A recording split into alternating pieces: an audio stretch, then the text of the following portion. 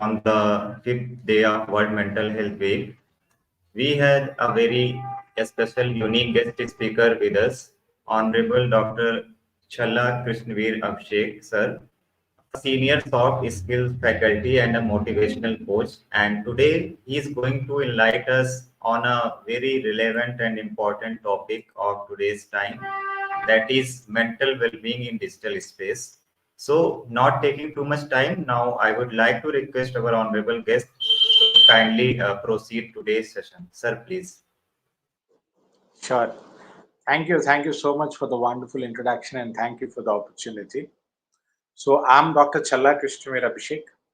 So, as a soft skills trainer, I'm into disseminating mental health and making students strong, both physically and mentally.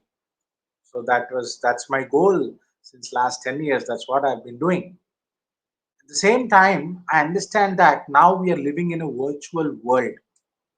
So in virtual world, what happens is it's more like a maya, it's more like an illusion.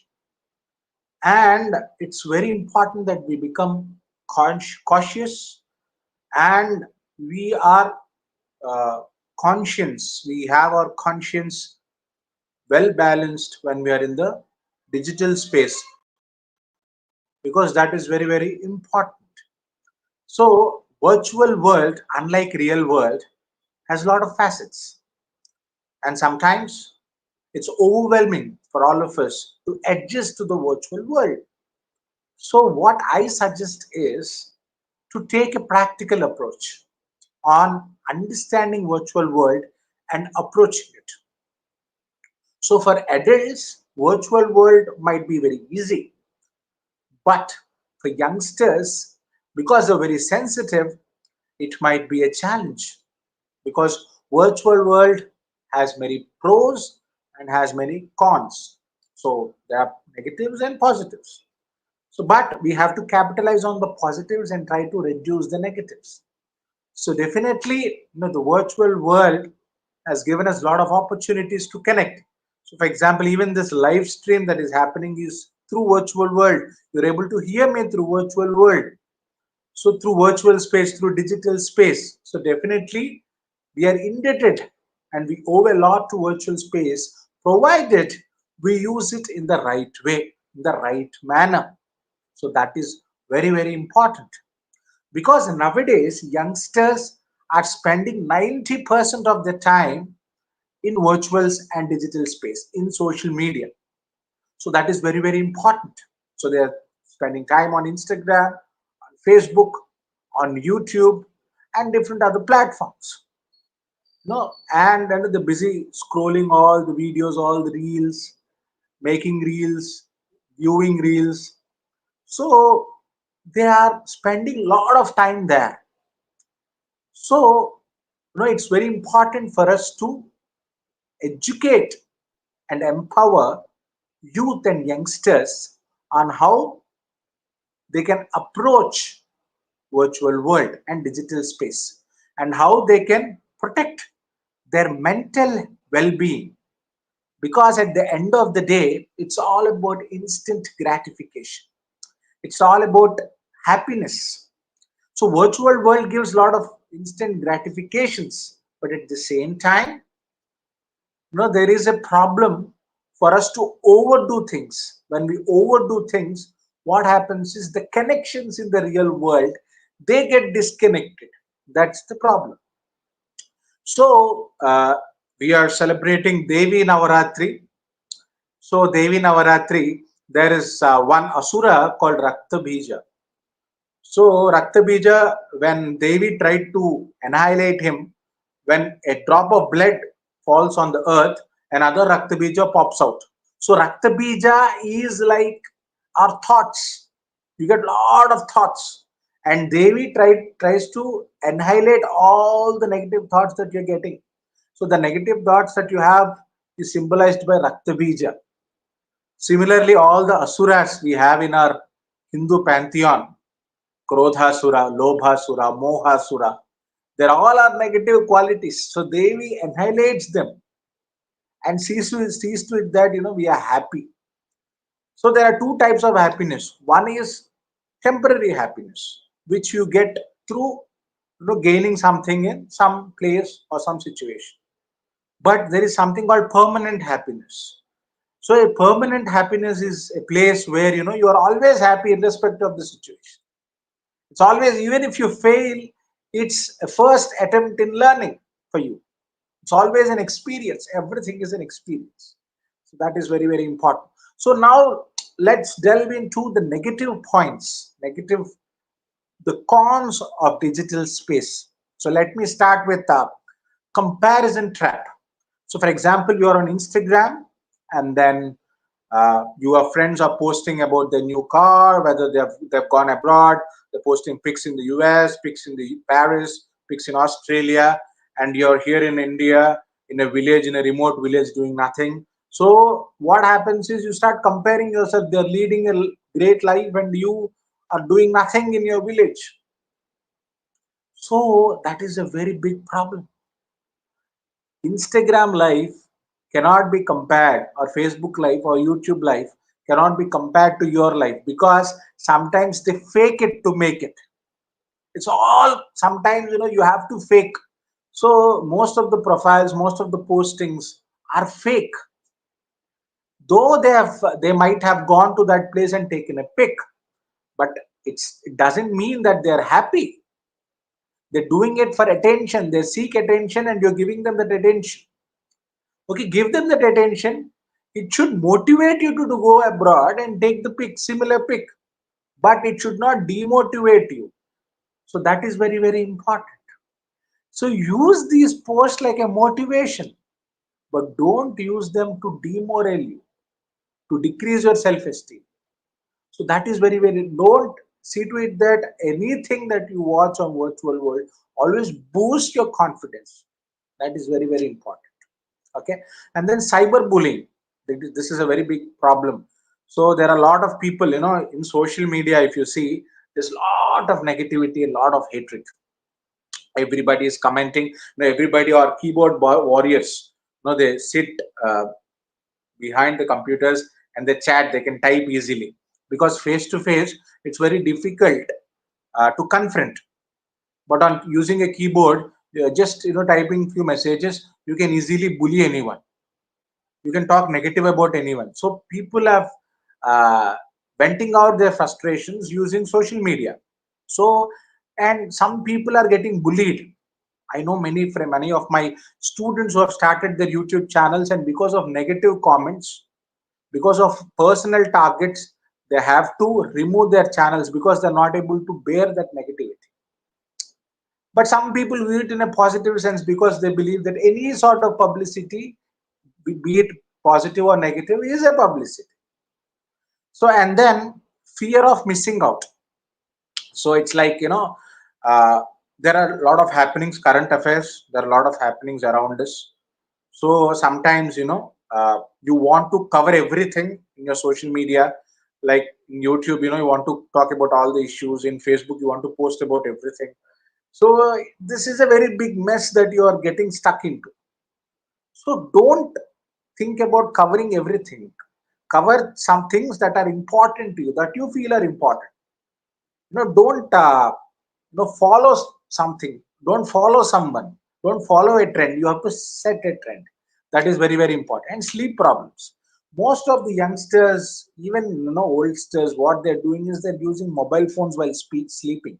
It will affect your sleep cycle actually, and most of them, they stay awake till 2, 3 a.m. in the morning.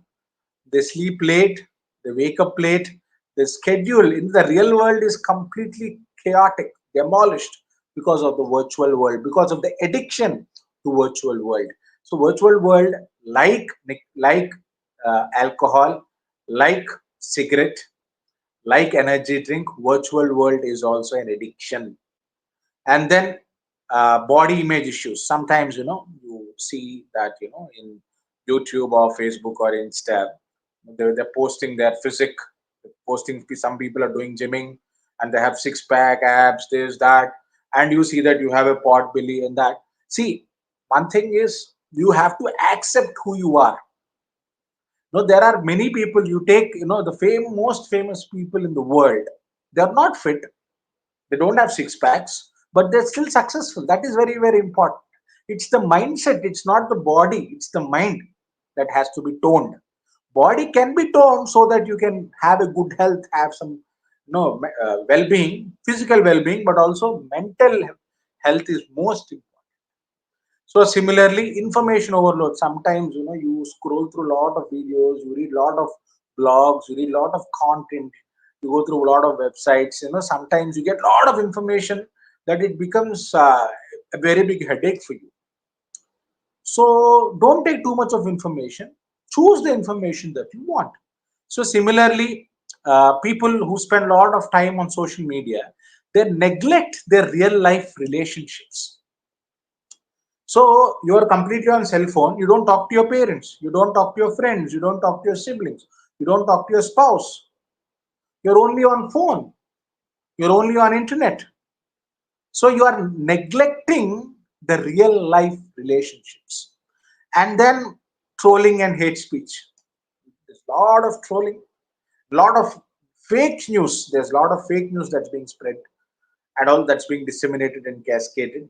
And also hate speech, hate, hate, hate. Social media has become a heaven for hatred, unfortunately. And then echo chambers. What are echo chambers? Is basically there's an algorithm in YouTube. Like for example, you watch a certain type of video. For example, you're watching a video on Hinduism. You only get recommendations on videos related to Hinduism. You can't watch videos on don't get recommended videos from other religion like Islam or Christianity or Buddhism. So your worldview doesn't increase. The main purpose of social media is to increase your worldview. So that is very, very important. You have to become tolerant and accepting of all religions. That is very, very important. That is why social media was developed. But now the purpose itself is being questioned. So definitely, social media has a lot of pros, and the major pro is global connectivity. So, for example, I can talk to a person from Nepal, I can talk to a person from US, from Australia, from UK, from Thailand, from Sri Lanka. I can connect with people from different countries worldwide. Similarly, I can share information, I can get information on any topic immediately, just a click away. And then it's a excellent platform for business. There's a lot of e-commerce potential. And then educational resources. You have a lot of educational channels like TEDx, and a lot of portals like EDX, Future Learn, Coursera, Udemy, Swayam, NPTEL. So you have a lot of resources for education. You have a lot of information, edutainment, education plus entertainment, infotainment, information plus entertainment. So similarly, you can use this platform for education. You can learn a lot, actually more than what you're learning in the four walls in real life, in schools and colleges. So I know many people who are learning a lot from social media, especially during COVID time. What happened was there's one of my student who binge watched so many soap operas, so many web series on Netflix and Amazon Prime, that after 2 years, after COVID, after lockdown is done, his accent is completely Americanized. He speaks only American English. That's the influence. You can have a positive influence, at the same time we can have negative influence. And then social activism. So for example, recently there was a case, a tragedy in Kolkata. So you might have heard about Abhaya case, the recent brutal rape and murder. So you can use social media to pledge justice for Abhaya. It's a good platform for social activism and entertainment. Of course, entertainment is the most important. Nowadays we all crave for entertainment. We- So we use social media for relaxation, and it has to be used only for relaxation. That is very, very important. So entertainment, you get tons of entertainment from social media. A lot of YouTube, a lot of films, a lot of web series, a lot of short films, a lot of educational content at the same time, a lot of entertainment mixed content. Because it is very, very important for content creators to make you engrossed into the content. So they make it unique They make it grand, they make it interesting. So entertainment is the sole purpose, and everybody is working towards entertaining the viewers. And then creative expression. So it's the best platform to showcase your talent. So whatever inherent talents you have, you're a singer, you're a dancer, you're a painter, you're a poet, you can showcase all your skills. And then it's the best platform for professional networking. You can easily get jobs, you can network with CEOs of different companies. There's a beautiful platform called LinkedIn. You can use that. So let's talk about mental health related positive points. One is, during 2019, I actually suffered from a health condition called dysphagia, where I couldn't swallow solid food. So during that time, I couldn't find anyone with a similar problem, and the doctors in Vizag, where I live, were not able to diagnose the problem, were not able to understand the problem because this is something very new. But I got mental health support from Facebook groups. There are a lot of Facebook groups for dysphagia patients who can't swallow. So I got a lot of support, mental health support from them. So it really helped. Telegram groups, Facebook groups, they helped me actually to recuperate, to recover, to heal, and gave me a lot of therapies. They suggested a lot of techniques, on how I can adjust or modify my food so that I can easily swallow. And definitely because of social media only, I'm still surviving today. And at the same time, mental health awareness. There are a lot of mental health awareness campaigns that are going on, mental health awareness videos, posts on social media platforms. So it is very, very important that we use social media for the benefit of our mind, for our mental health only, for our gratification. So a dopamine is released, whenever we get that instant gratification, a dopamine is released, and sometimes it addicts us. See to it that you don't get addicted to social media. Then you can happily have, sometimes some people go to social media detox. They're not on social media for days together, so that they just want to spend time with nature. I see that many people, many youngsters go to different places. They don't explore the place physically. They just want to capture everything on Insta or on YouTube, on videos. They want to capture everything on videos and photos, that they are missing out on the real life experience, unfortunately. And youngsters are becoming so sensitive that recently there was a case in my place where there was a girl, 17-year-old girl. She was asking for a smartphone, and her father didn't buy. And he said that, after you complete your degree only, I'll be getting your phone. And she got angry, she got frustrated, and finally she committed suicide. So youngsters are becoming very sensitive. Even the cyber trolling, cyber bullying, this hate speech also can have a negative impact on youngsters, on their mindset. And we have IT Act definitely to control all the negativity, but unfortunately, it is not being implemented properly. It's on the government to implement these rules, these cyber laws properly, so that our youngsters have a safe place to interact, to gain information. So that is very, very important. So I strongly believe that when we talk about mental health, it's very important to look towards social media, to understand social media, and it should be part of the school curriculum and the college curriculum on how to approach social media, how to behave in social media. That is very, very important, because social media platforms are not monitored as much as what's happening in real life. In real life, you have police, you have counselors and all, but in virtual world, there's none. You can easily get scammed. Someone might easily cheat you.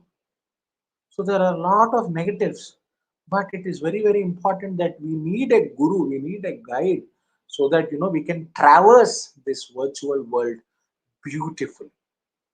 So I think I'm done with my lecture. So I'm open to questions.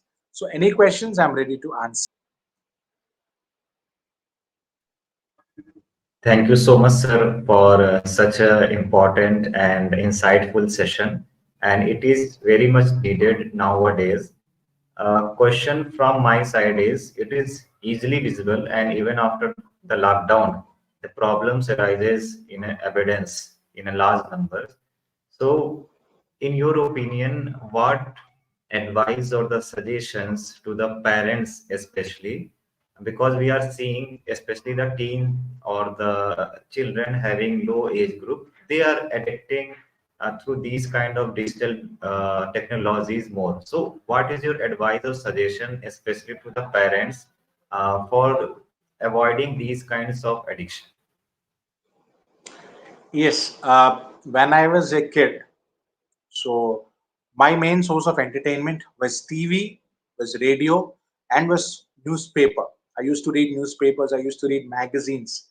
So it's very, very important for the parents uh, to not expose youngsters to social media up to certain age. That is very, very important. So they need to engross, they need to condition their children in such a way that they get addicted to reading books and magazines, because reading is very, very important. It is I believe it's cognitive. At the same time, I strongly believe that social media is a tool that can be used for certain time. For example, we watch a serial in TV. The serial comes from 9 to 9:30. So we watch only the TV. We switch on the TV from 9 to 9:30 only. Similarly, social media should also be used from certain time to certain time only, and that too for a specific gain only. So parental control is very, very important. Nowadays, both the parents are working and they are neglecting their children. So then the children are finding solace on social media, and they're getting addicted to social media in such a way, that it's very important to pull them back from social media now.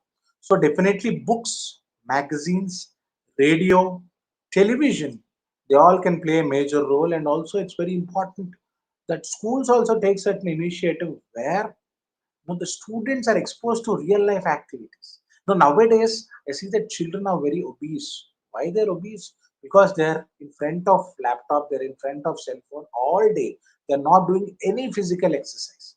And also gaming. During COVID time, we used to have children, especially youngsters, they were into gaming. And what sort of games are they? It's about killing other person. What are you teaching to your children? The games are killing. You have to kill another person in order to win. What are you teaching morally? So these sort of games have to be banned. It's very dangerous for kids. And kids shouldn't be allowed to play these sort of games where you kill another person to get points. So definitely, no, you should find real life solutions where the students, I know you can enroll your kids in tennis, in cricket, at the same time in fine arts related activities. Nowadays, you have a lot of crochet work. Children can do a lot of crochet. Kids can do a lot of fine art activities, creative activities, physical activities, mental activities, so that they're engrossed. So it's not just about bombarding them with a lot of education, it's also giving them real life fun activities so that they can distract and divert themselves from social media. Because social media, as I've already told you, it gives you that dopamine, and that dopamine is very impossible. It's almost impossible to replace in real life world. So you should see to it that the exposure to social media is restricted, and children are given suitable education, suitable awareness and sensitization on harm of social media, and suitable exposure and awareness and conditioning on the pros of real life world. Because children, because of social media, they're not able to face people in real world. They're becoming too shy. They're not able to give eye contact also, unfortunately. So that is the problem. And gaming is a very big problem. It has to be stopped, especially violent gaming. The children, for days together, for hours together, they are engrossed in playing games on social media. That's a very dangerous trend. And also, you have a lot of betting apps, that children are getting into. They're faking their age and they're getting into betting apps. So that's something that has to be curtailed. And parents, teachers, and at the same time, government should take should play a major role in protecting the innocence of children. When I was a kid, the kids were looking like kids actually. They were behaving like kids.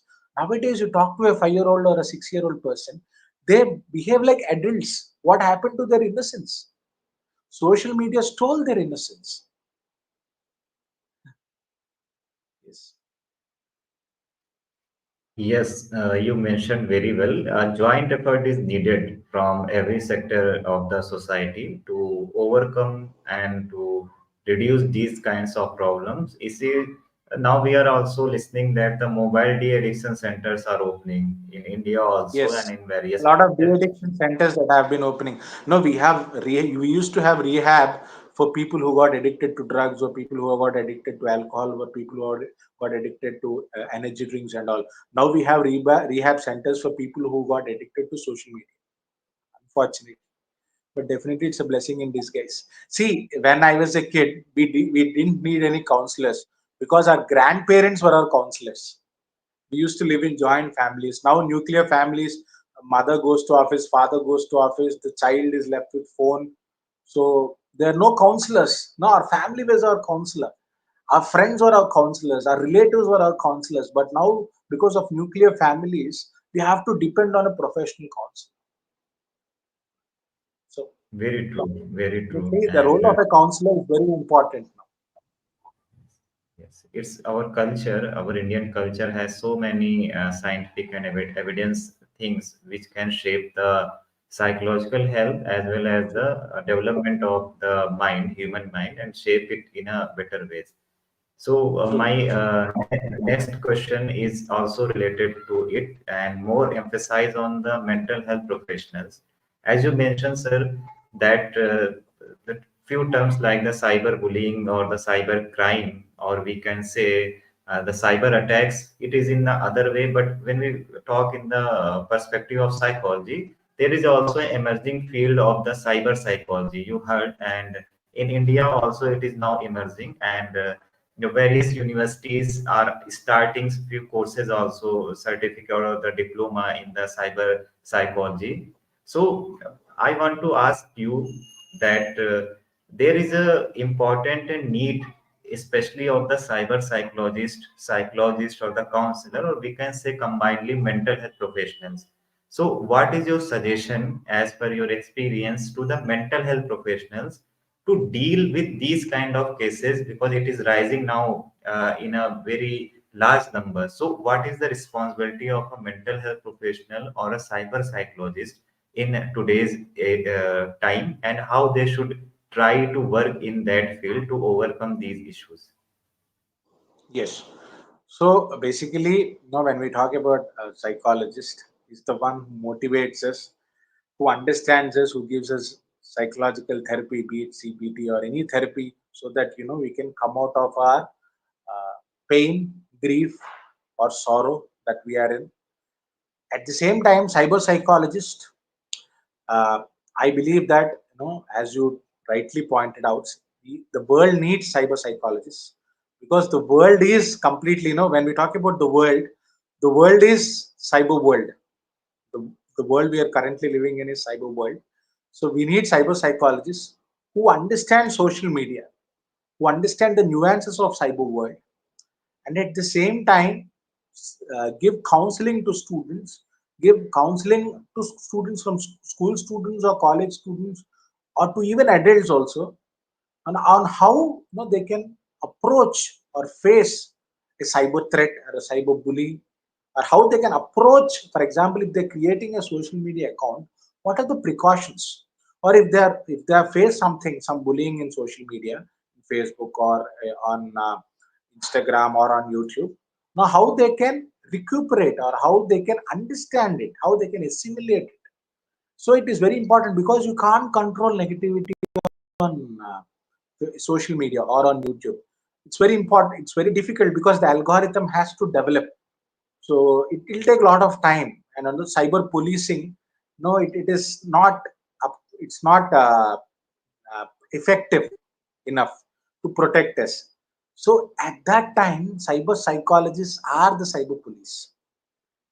No, the cyber police for our mind. It is very important what sort of information we take in, and the cyber psychologists give us tell us on what sort of information you have to take it, how to take it, why to take it, and how to understand, how to assimilate it. So especially, for example, you take senior citizens who suddenly start using smartphones. So senior citizens, they have a lot of respect towards themselves and a lot of ego. Ego means in a positive sense that yes, I'm a senior citizen, this that. But suddenly they post something on Facebook and suddenly they get a comment criticizing their post. They can't handle it because in real life they haven't faced it, unfortunately. So how they can handle, even senior citizens also, this is a problem. So cyber psychologists should play a major role, and every school should have a cyber psychologist along with a normal psychologist, where they teach the children on how to approach the cyber world and how to understand a cyber bully, what is going in a mind of a cyber bully. So for example, you walk on the streets. When you walk on the streets, a dog is barking at you. When a dog is barking at you, you don't become depressed, right? Because you know that it's nature to bark. Similarly, in cyber world, you get lot of barkings, lot of spam, lot of negatives. This is all cyber barking. I call it cyber barking. You don't think about that cyber barking. They're just barking. Barking dogs seldom bite. So if they are barking, it means that nothing will happen to you. They're just it is their way of venting out their their selfishness, their jealousy. So it's very important that we understand these emotional terms, and these emotional terms should be taught to school children, to college going children, and to senior citizens alike. And cyber psychologist, I believe that a specialization should be started in MSc psychology or in MA psychology. In final year, a cyber psychology specialization should be started. People should start doing PhDs, because in Shodh Ganga, when I was searching about impact on social media on children, so I was searching for something related to therapy related to social media, but I found none. I found nothing. So I want people to do more PhDs on cyber psychology. It's very, very important, because that is something which is most essential and very much required nowadays. So in the near future, I'm hopeful that people will start doing MPhil in cyber psychology, PhDs in cyber psychology. They do specializations in cyber psychology, so that our world gets cyber psychologists, because it's very, very important. Sometimes parents also can't understand, teachers also can't understand, because they themselves are not exposed. So cyber psychologists, when I used to teach a paper called social media, I also used to teach about how to approach social media, and I also used to give them therapy. What mindfulness therapies, different other therapies, laughter therapy. I used to give them a lot of therapies on how they can recuperate from the negativity on social media. So that is very, very important. So definitely, yes, the role of a cyber psychologist is very much required. And I believe that he's not just a cyber psychologist, he's also a cyber manager, he's also a cyber police, and he's a cyber motivator. You can call him by different names, but he has to be there, he or she has to be there to protect us, to guard us, to teach us, to tell us what is right and what is wrong, and to uh, give us exposure on how to approach, to condition us on how to approach. It is very, very important. Yes, very well said, sir. And there is a need in the awareness of the cyber world, and we should try to approach or build way to handle these kind of cyber situations. Yes, people should be aware, researches should be done, more work on this field is should be done, because uh, cybercrime is maybe some different thing in polices are trying to handling means cyber attack or stealing in government agencies, but cyber psychology is much more needed nowadays, as you mentioned. So, Yes. yes, before winding up this wonderful and insightful session, I just want to ask you in the last that what will be your conclude message or the remark through this session to hold the world and humanity? Yes. So there's one example I wanted to give. There's one of my student who ran a YouTube channel for last 5 years, but unfortunately his account got hacked and all his videos were deleted. He made nearly 300 videos. So all the time and effort that he invested was wasted. I told him he was very depressed. He was not speaking to anyone. He closed himself in a room and was not eating anything. He was very depressed because all the time and effort went in vain. I told him one thing: it is experience. You have gained certain experience. See to it that it is experience always. See, your videos will not remain forever. It is the impact that we created. It is not whether we remained in the social media platform or not. Our name is resonated in the social media platform or not. It is whether our name is resonated in the hearts of the viewers, the minds of the viewers. See, yesterday, I know, day before yesterday, we had unfortunate demise of Sri Ratan Tata ji. Sure, Tata ji, he made a very big impact, so that he is cherished forever, he is remembered forever. So we have to do we have to use social media in a certain way that we can influence people in a positive way. We can motivate them, we can transform them, we can educate them, we can inform them, and see to it that they remember us forever. For me, Abdul Kalam ji and Ratan Tata ji, they are my inspiration. No, they motivate me. No, we remember them because of their deeds. That is very important. Our deeds might be deleted, but the thoughts will remain. That's my final message. So use social media to become effective, efficient, and productive, and to be happy, because the final goal of human life is ananda, happiness. Use it to gain happiness. Don't use it to spoil your mind. That's it. Thank you.